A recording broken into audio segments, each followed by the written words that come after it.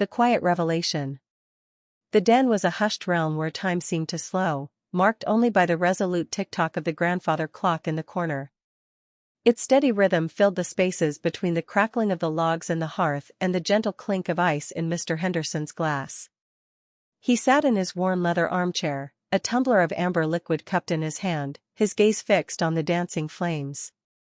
At 58, Arthur Henderson carried his years with a quiet dignity, his silvered temples catching the low light. Sarah watched him from the opposing armchair, her own mug of cooling herbal tea forgotten on the small side table.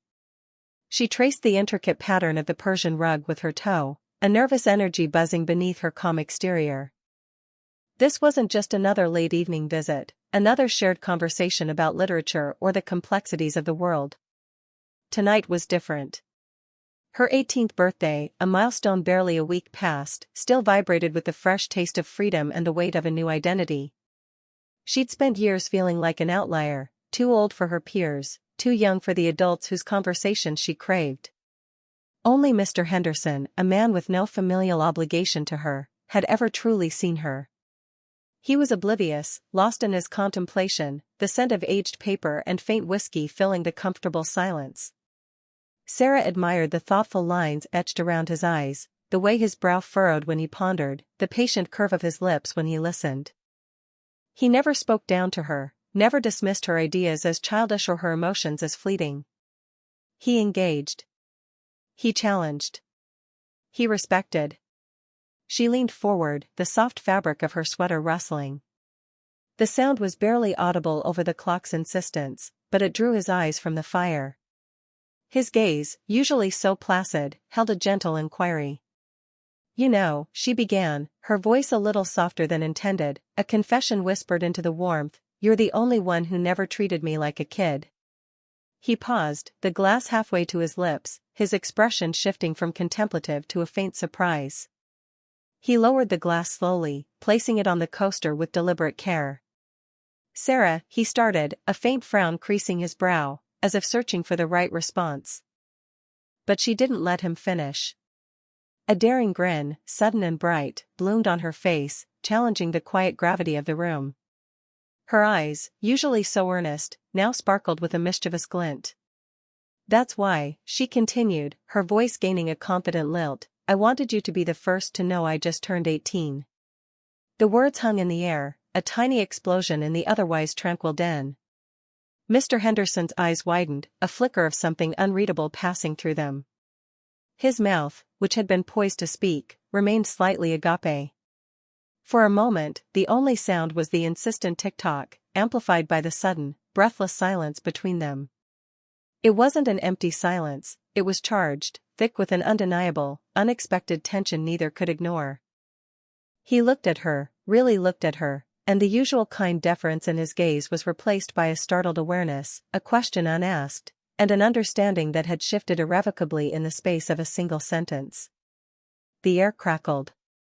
A history of understanding. Arthur Henderson's hand, resting on the armrest, twitched almost imperceptibly. The amber liquid in his glass seemed to catch the lamplight, a tiny, swirling galaxy. He cleared his throat, a low rumble that did little to dispel the sudden, electric charge in the air. 18, Sarah, he repeated, his voice carefully neutral, yet edged with something akin to surprise, perhaps even a hint of disquiet. He met her gaze again, but this time, the daring glint in her eyes was met with his own, more guarded, uncertainty. "It feels different," she confessed, her voice softening, losing some of its earlier boldness. She leaned back slightly, the initial rush of her confession ebbing into a more tender vulnerability. "Like a new door opened, and you're the only one I wanted to stand in the doorway with." A slow, contemplative nod settled on Mr. Henderson. The tension hadn't vanished, but it had reshaped itself, becoming something quieter, more profound. "You always did see things differently, Sarah," he murmured, a faint smile touching his lips. "I remember when you were 10, convinced you could convince the town council to replace the old library roof with a solar panel array. You had diagrams, cost-benefit analyses. I listened for an hour."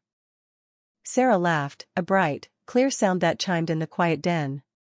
"And you didn't tell me I was being ridiculous." You just asked me about the pitch of the roof and the average hours of sunlight. Her eyes, luminous in the dim light, softened with affection. Or when I thought my guinea pig, Mr. Nibbles, was sending me coded messages about the state of the global economy. You sat there, utterly serious, and helped me decipher his squeaks. He chuckled, a genuine, warm sound that filled the space between them. He was very articulate, as I recall. And a fine economist. The shared memories, vivid and immediate, seemed to weave a protective spell around them, an unspoken acknowledgement of a history built on his patient attention and her boundless imagination. This wasn't a new connection, it was an old one, simply evolving. I have bigger plans now, though, Sarah said, leaning forward again, her expression serious. The bravado had faded, replaced by an earnestness that was uniquely hers. I want to see the world, not just read about it. I want to write stories that make people feel something profound, not just entertain. I want to build a life that's vibrant. Not just comfortable. I want to make a mark, Arthur. The name, slipping out so naturally, felt like a silent pact, a privilege she'd earned. Mr. Henderson listened, his gaze steady, his head tilted in that familiar, attentive way. He didn't interrupt, didn't offer advice, didn't try to temper her ambition. The only sound was the rhythmic tick of the grandfather clock in the hall and the soft crackle of the embers in the hearth. The scent of old paperbacks and his faint cologne mingled in the still air.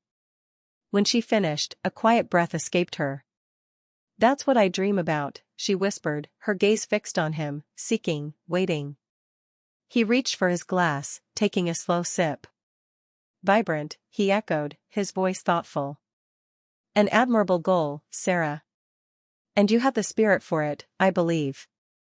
He met her eyes, a genuine warmth spreading across his features. To be the first to know, that means something to me. A profound sense of relief washed over Sarah, warm and effusive, like a deep draught of something sweet. It wasn't just the validation, it was the recognition of their specific understanding, a current running between them that bypassed the usual rules of age or social expectation.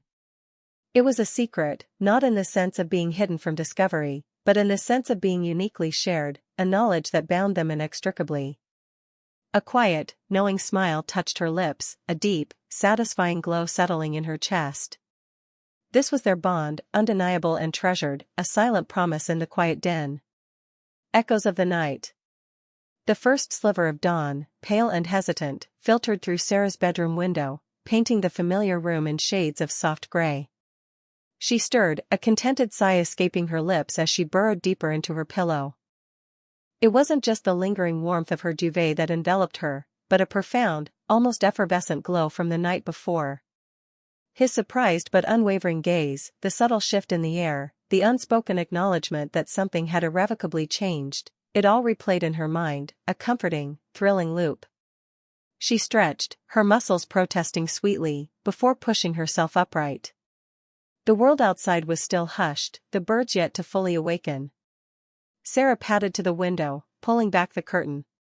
The dew-kissed lawn shimmered, and a faint mist clung to the distant tree line. 18. The word hummed in her veins, not with the typical anxieties of adulthood, but with a newfound sense of agency, a daring confidence she hadn't known she possessed. She had chosen to tell him first, and in doing so, had opened a door she hadn't even realized was there. What lay beyond it, she wasn't entirely sure, but the prospect didn't daunt her. Instead, it filled her with a delicious, almost giddy anticipation. Their friendship, once a comforting, predictable anchor, now felt like a ship setting sail on an uncharted sea. Across town, in the quiet solitude of his den, Arthur Henderson nursed a mug of cooling coffee, the familiar scent of old books and leather a constant companion. The grandfather clock in the hall chimed 7 times, each resonant note a stark reminder of the passage of time. He had barely slept, the image of Sarah's daring grin, her forthright confession, etched into his consciousness. "You're the only one who never treated me like a kid." The words echoed, not as an accusation, but as a profound testament to their unique bond.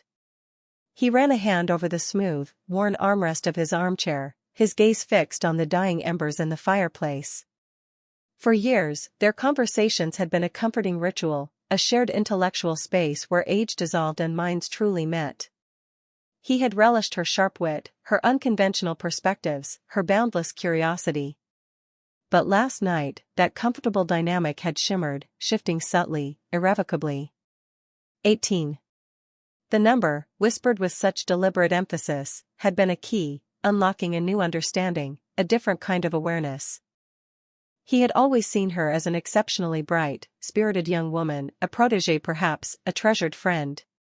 But the air that had crackled between them last night, the sudden, undeniable undercurrent of something more, had startled him. It wasn't unwelcome, but it was certainly unexpected. He considered the implications, the delicate balance of their cherished connection. Could their rare friendship evolve, or would this new layer, this newfound maturity she so proudly proclaimed, introduce complexities they weren't prepared for? He found himself both intrigued and slightly apprehensive, wondering what the morning, and indeed the future, would bring for the girl who was no longer a girl. Whispers and worries. The aroma of popcorn hung heavy in Maya's room, a testament to their latest movie marathon attempt. Sarah, sprawled on a beanbag, picked at a loose thread on her jeans. Maya, perched on the edge of her bed, paused the film, her brow furrowed with a mild curiosity that always preceded a pointed question. "So, you've been spending a lot of time at the Henderson place lately," Maya observed, her tone light but perceptive. "More than usual, even for you and your adult friends." Sarah shrugged, a little too quickly. "We just like talking, you know? Mr. Henderson, he's different. He actually listens." Maya hummed, a thoughtful sound. "I get that.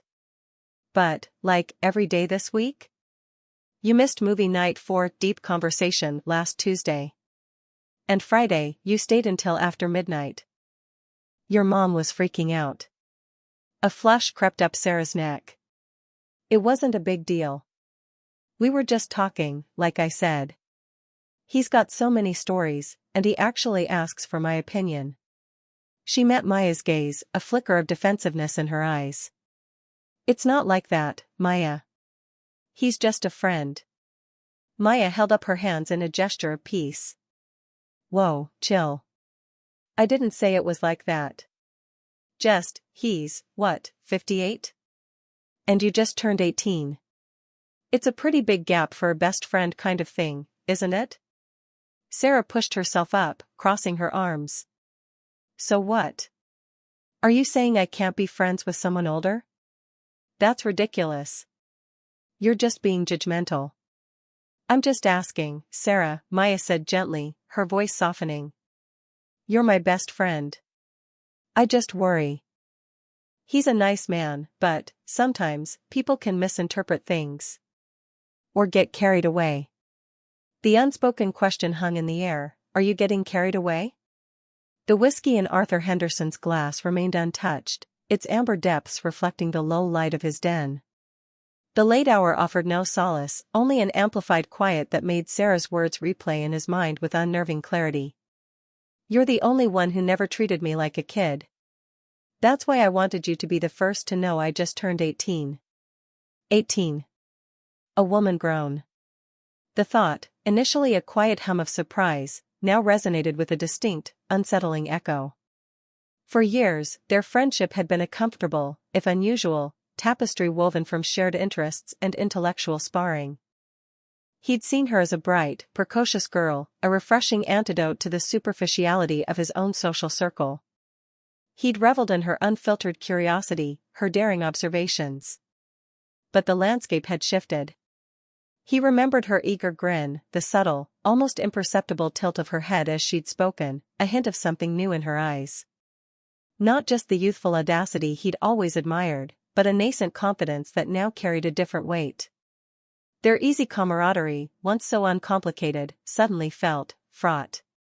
He got up and walked to the window, staring out at the inky blackness beyond his lawn. The air in the den felt heavier, thick with unspoken implications.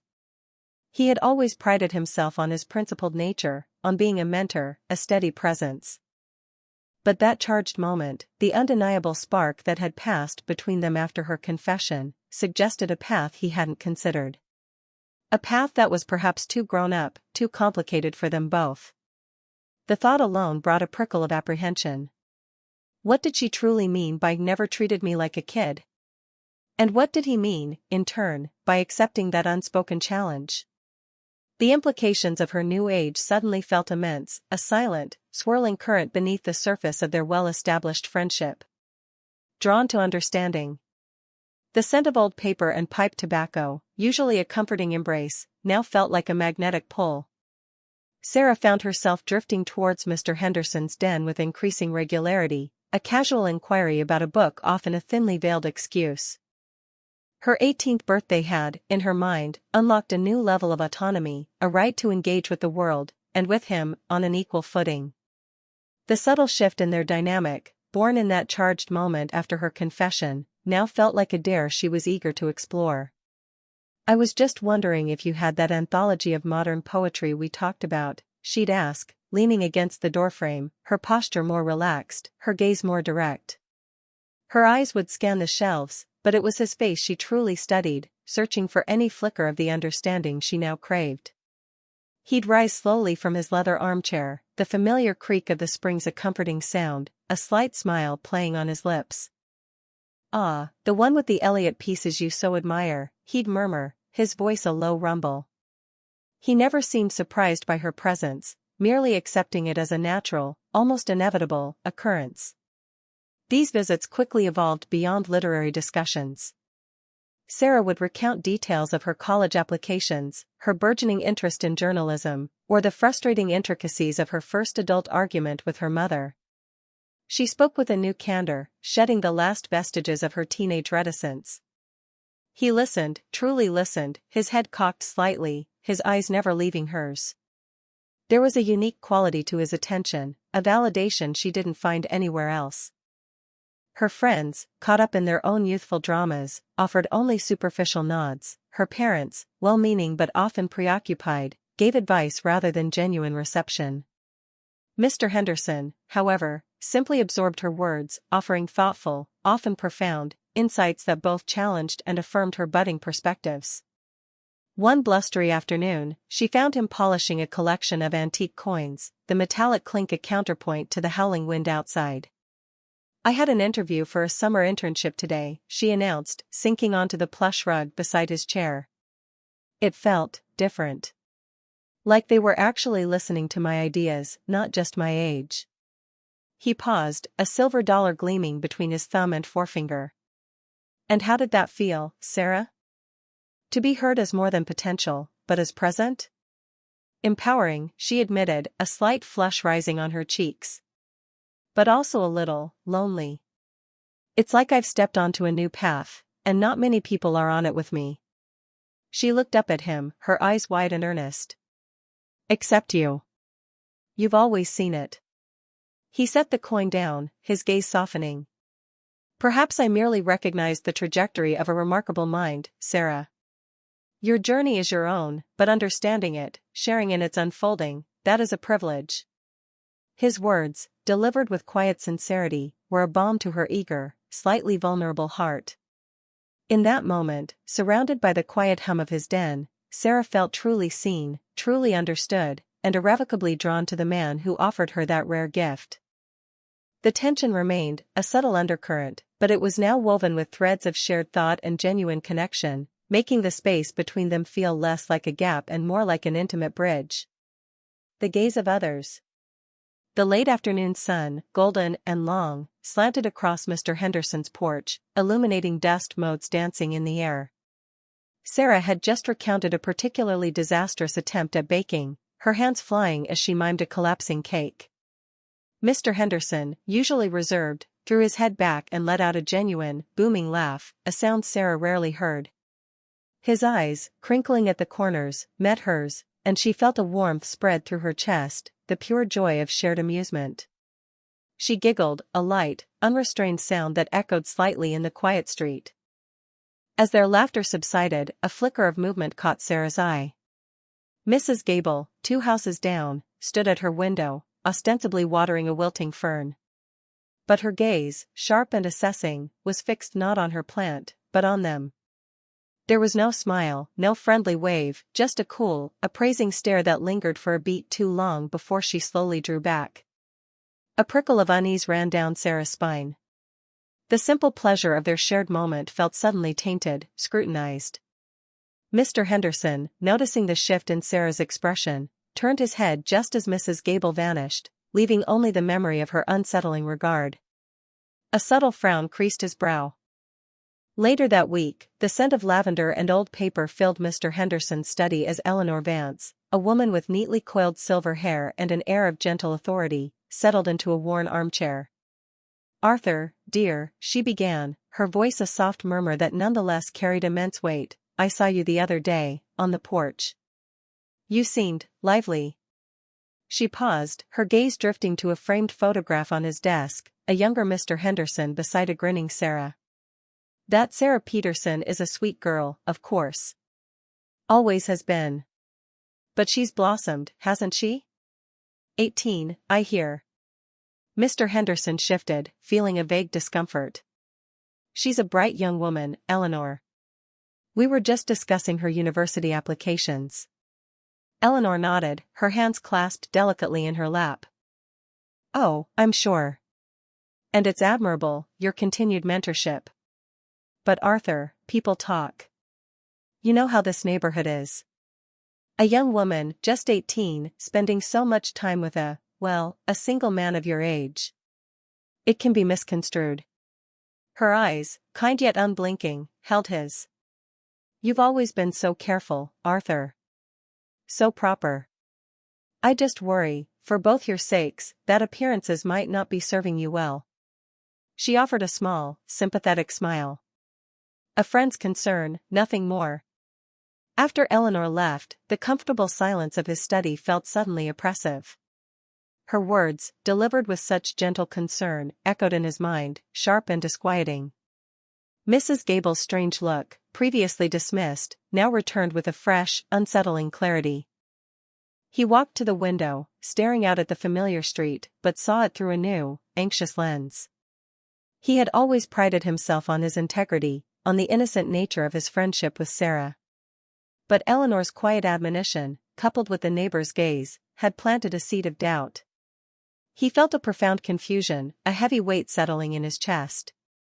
Was he truly so oblivious to how others might perceive them?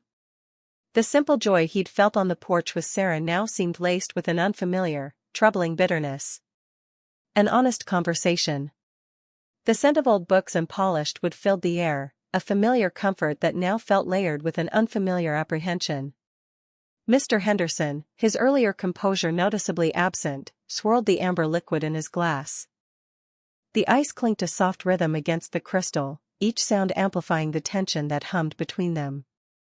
He didn't meet her gaze immediately, instead focusing on a distant point beyond the window, where the night was a deepening indigo. Sarah watched him, her heart a steady drum against her ribs. She had said her piece, now it was his turn, and the waiting was almost unbearable. Finally, he took a deep breath, his shoulders slumping almost imperceptibly. "Sarah," his voice was lower than usual, a little hoarse, "what you said earlier, it unsettled me. Not in a bad way, necessarily, but it brought a lot of things to the surface." He paused, looking directly at her now, his eyes shadowed with an uncharacteristic vulnerability. "There's a significant difference in our ages, as you know. A chasm, really. And while I've always valued our conversations, our connection, I've also been acutely aware of the boundaries." He gestured vaguely, as if trying to encompass an invisible wall. "Now, with your 18th birthday, those boundaries feel less defined. To you, perhaps. To me, they feel heavier, more loaded with implications." Sarah's breath hitched. She had anticipated this, yet hearing it spoken aloud still stung. He was putting into words the very fears that had flickered in her own mind. He continued, his gaze unwavering. "I worry, Sarah. I worry about what people might think, what they might say. About what I might be perceived as, and more importantly, what you might be perceived as. Our friendship, in its current form, is already unconventional. With this new layer, this awareness, it could be easily misinterpreted. And I would never, ever want to be the cause of any discomfort or judgment for you. His voice softened, a hint of genuine fear laced within the words. You're just starting your adult life, and I wouldn't want my presence to cast any shadow over that. Sarah swallowed, her throat dry. His honesty, raw and unvarnished, cut through her earlier boldness. It wasn't rejection, not precisely, but a deep-seated concern that resonated with her own need for authenticity. Taking another breath, she leaned forward slightly, her hands clasped tightly in her lap. Mr. Henderson, she began, her voice steadier than she felt, I understand your worries. I really do. But for me, your friendship, it's been different from anyone else's. You're the only one who ever truly listened, who challenged me, who saw past the kid and saw me. Her voice trembled slightly on the last word, but she pushed through. That's why it matters so much. That's why I wanted you to know. Because that kind of understanding, that kind of connection, it's rare. And it's important to me. More important than what anyone else might think. She met his gaze, her own eyes bright with a conviction that surpassed her years. It always has been. Reshaping the bond. The amber liquid in Arthur's glass seemed to reflect the sudden, potent shift in the air. Sarah's words, a blend of gratitude and a barely veiled challenge, echoed in the comfortable den. The ticking clock, previously a soothing rhythm, now felt like a stark countdown. He set his glass down, the slight clink a punctuation mark to her declaration. 18, he repeated, his voice a low rumble. He looked at her, truly looked, and saw not just the girl he'd mentored, but the woman she was blossoming into, intelligent, spirited, and now, undeniably, an adult. That changes things, doesn't it? Sarah nodded, a breath held. It could, she said, her gaze steady, or it could mean we finally get to define what this is, without the unspoken rules of a guardian and a ward. She gestured between them, a small, inclusive sweep of her hand. I value our connection, Arthur. More than I can probably say. But I want it to be honest. Respectful. For both of us. He leaned forward, mirroring her posture. The easy camaraderie they'd always shared was now layered with a new, delicate understanding. Honest and respectful, he mused, his eyes crinkling at the corners. I like the sound of that. It's always been important to me that you felt seen, Sarah, truly seen, not just as a project or a responsibility. They talked for hours, the moon tracing its arc across the sky outside the window. They spoke of boundaries, of expectations, of the unique comfort they found in each other's company.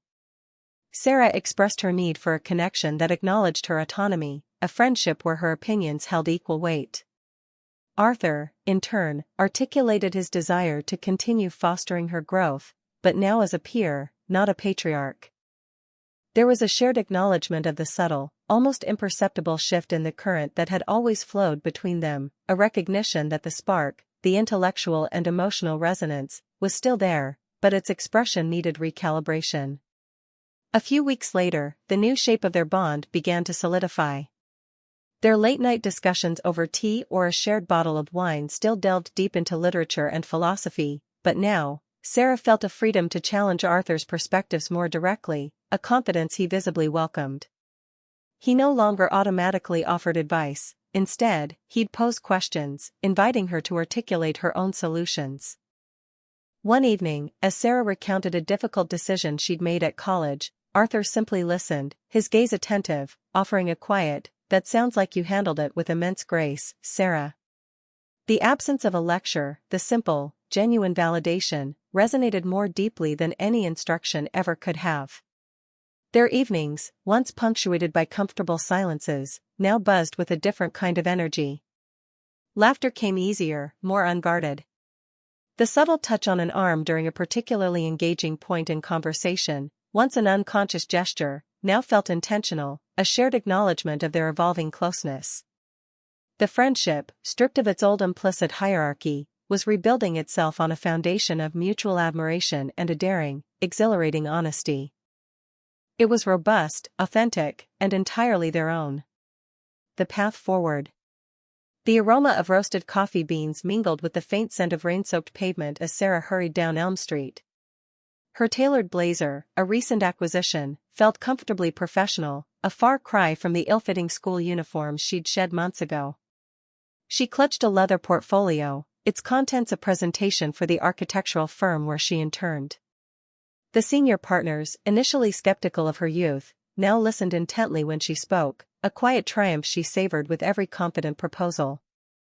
This was her new normal: early mornings, challenging work, and the exhilarating hum of a life she was actively building. Later that evening, the familiar chimes of Mr. Henderson's grandfather clock echoed through his den. He sat in his usual armchair, a book resting unread in his lap, his gaze fixed on the flickering embers in the fireplace. A faint smile touched his lips as he recalled an email Sarah had sent that afternoon, detailing a successful client pitch. Her words, brimming with a quiet pride, painted a vivid picture of her burgeoning career. He remembered the eager, sometimes impulsive, girl who sought his validation, and saw now a thoughtful, capable young woman navigating the complexities of the adult world with grace and intelligence. Their bond, forged in an unexpected crucible, had not only endured but had deepened, morphing into something unique and profoundly meaningful. He was no longer just a mentor, nor she merely a mentee. They were two individuals who shared a singular, indelible connection, rooted in mutual respect and an understanding that transcended their age difference. Sarah, meanwhile, found herself unwinding at a bustling downtown cafe. The vibrant chatter and clinking of porcelain cups formed a comforting backdrop as she sipped her Earl Grey. Her mind drifted, as it often did, to that pivotal night.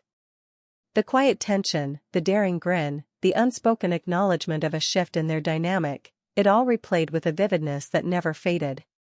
She remembered the thrill of being seen, truly seen, not as a child, but as an equal, a woman on the precipice of her own making.